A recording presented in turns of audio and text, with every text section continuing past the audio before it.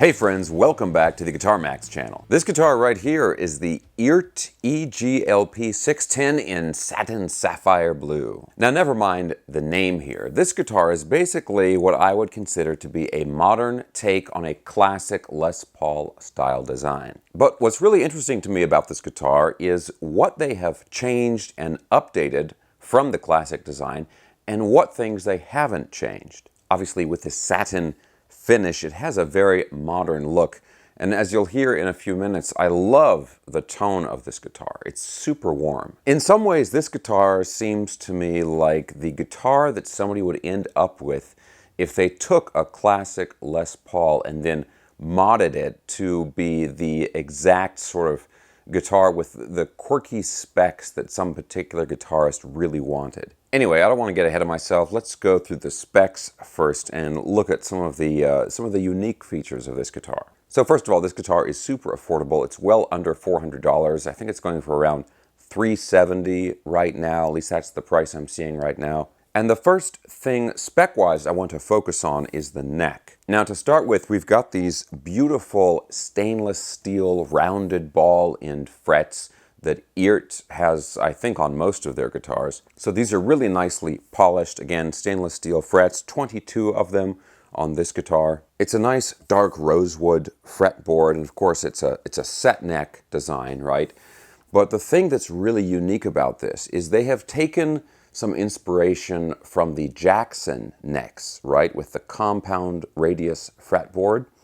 But they've applied that same concept not just to the fretboard, but to the neck itself. And so not only does this guitar, or this neck I should say, have a compound radius on the fretboard and it flattens out as it gets further up the neck, but they've done the same thing with the neck profile. And so down here, the neck is more of a rounder C shape, and then it becomes flatter actually on the back of the neck as you get further down the fretboard. So it becomes more of like a D or even a U shape neck up here, but it starts out as a nice round C shape. That's a really cool feature, and that combined with the rounded ball in frets, so there's no sharp fret ends, and the satin finish on the back of the neck, it makes this guitar just really, really smooth and very, very easy to play, which I think hopefully you'll hear and see in a few minutes. Now, one thing about this, though, that I do think is a little bit weird, right, is they did all this work on the neck.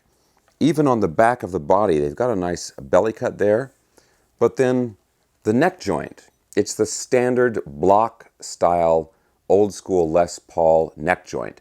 I'm honestly a little bit surprised with those other changes they did that they didn't make this a really smooth neck joint where it just kind of dives into the body. Now, there are a lot of arguments that the neck joint design affects the tone of the guitar, not just between bolt-on or set neck, but even the shape of the wood and that kind of stuff.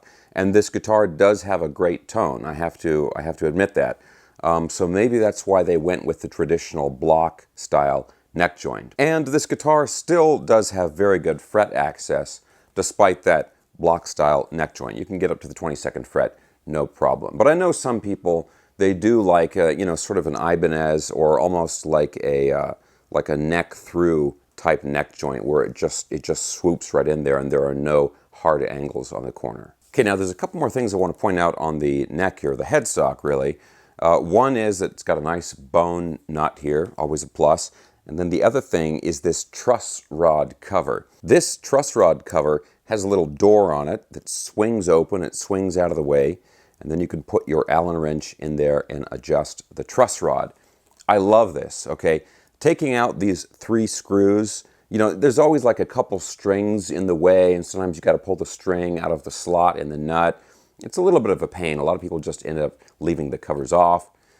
Having this little door here that just swings open saves a lot of time and trouble for sure. Now the woods on this guitar is also something a little bit interesting. It says in the listings and the literature that the body and neck wood is something called okum or okaum. I'm not exactly sure how to pronounce it. And they say that it is a wood that is similar to mahogany but lighter. And this guitar is a little bit lighter than you'd expect for a Les Paul style guitar like this. I weighed this one and it comes in at 7.7 pounds. Also guys, look at the controls down here. Now this is one of my favorite parts of the guitar. Very simplified controls. These are like super-strat style controls. One volume, one tone, and a three-way blade type switch, right? So you don't have the toggle switch like you would normally have on a single cut guitar. So when you're playing this, especially with the volume knob right down there, and then that blade type switch, this is really one of my favorite types of selector switches. I mean, this guitar, it feels like you're playing, you know, like an Ibanez or a Jackson or some super-strat like that. In most cases, I'm not a huge fan of having multiple volume knobs.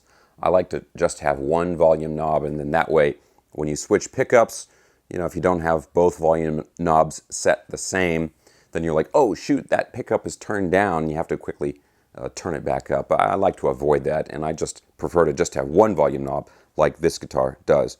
Also, a little detail here. These little knobs, these are not plastic knobs. These are nice, like machined aluminum knobs, and they feel really good and they look awesome. Okay guys, so there are some more specs I want to go over on this guitar, including some info about the pickups.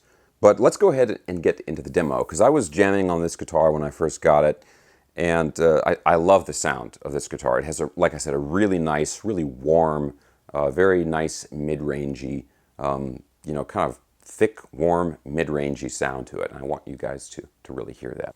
But now real quick guys, if you enjoy videos like this, checking out cool new affordable guitars and also staying up on all the latest news in the guitar universe, and you have not already subscribed, please consider subscribing right now. Okay, let's plug in this SATIN Sapphire Blue Sonic creation and listen to how it sounds.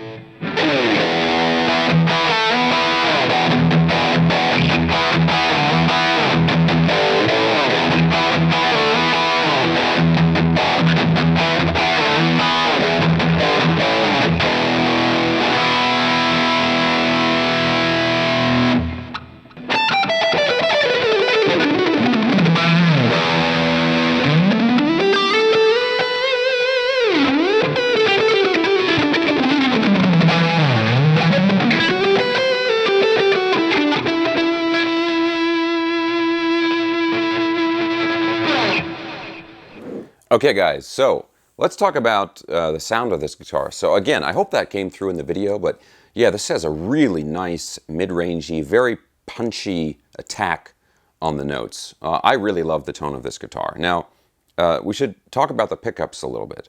I think Eart has started to expand their pickup selection a little bit, because these are still technically Eart pickups, but now they're coming out with different, different pickup models that they put in the different guitars. So the bridge pickup here, they're calling the Studio, the Eart Studio pickup. Now both of these pickups, of course, are humbuckers. They're both Alnico 2 pickups.